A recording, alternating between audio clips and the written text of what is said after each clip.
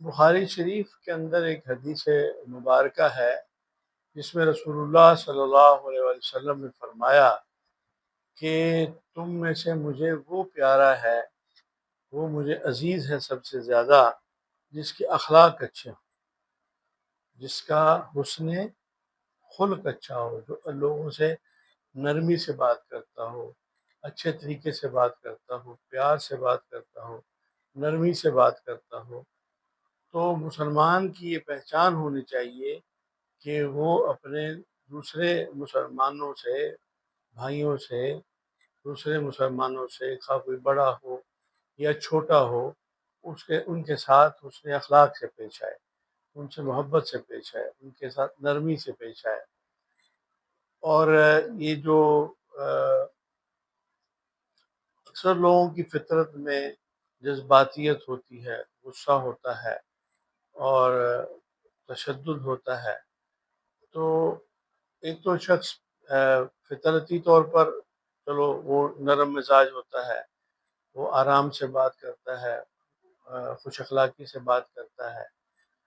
اور ایک شخص کی فطرت میں، طبیعت میں غصہ ہوتا ہے، جذباتیت ہوتی ہے، تو اصل تو اس شخص کو اپنے رویے کو بدلنا پڑے گا۔ گویا کہ اگر کوئی سخت بات بھی کرنی ہو، گویا کہ کسی کی اگر غلطی کو واضح کرنا ہو،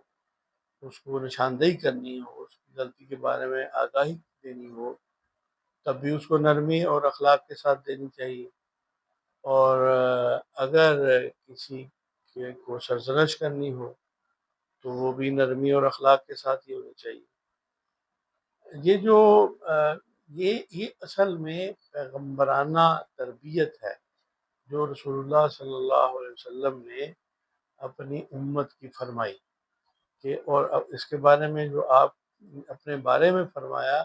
وہ عشق لأتمم مکارم الاخلاق، کہ میں اخلاق کی تکمیل اور تتمیم کے لیے بھیجا گیا ہوں۔ تو آپ صلی اللہ علیہ وسلم نے اپنی حیات طیبہ میں لوگوں کے ساتھ ہمیشہ نرمی اور محبت اور پیار اور اخلاق اور برداشت اور تحمل سے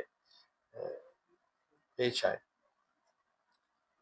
تو خاص طور پر جو داعی ہوتا ہے، دین کی طرف دعوت دینے والا، دین کی طرف بلانے والا، دین کی باتیں لوگوں کو بتانے والا، دین کی طرف رہنمائی کرنے والا، اس کے اخلاق جو ہیں اور اس کی زبان میں ایک مٹھاس اور ایک نرمی ہونی چاہیے، اور ایک معتدل سا رویہ اور لہجہ ہونا چاہیے۔ نہ یہ بھی نہیں ہونا چاہیے کہ وہ اتنی مٹھاس ہی پیدا کر دے کہ لوگوں کو وہ بناوٹ لگنے لگ جائے یا منافقت لگنے لگ جائے یا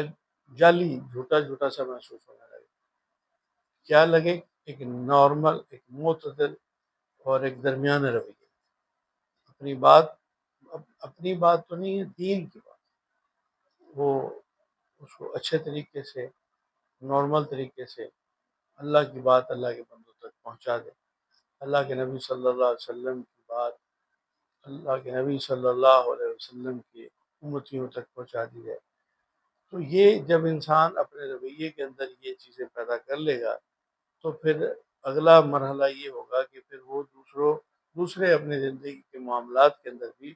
اس کے رویے میں ایک نرمی اور شائستگی ہونی چاہیے۔ تو وہ شخص اللہ کے رسول صلی اللہ علیہ وسلم کو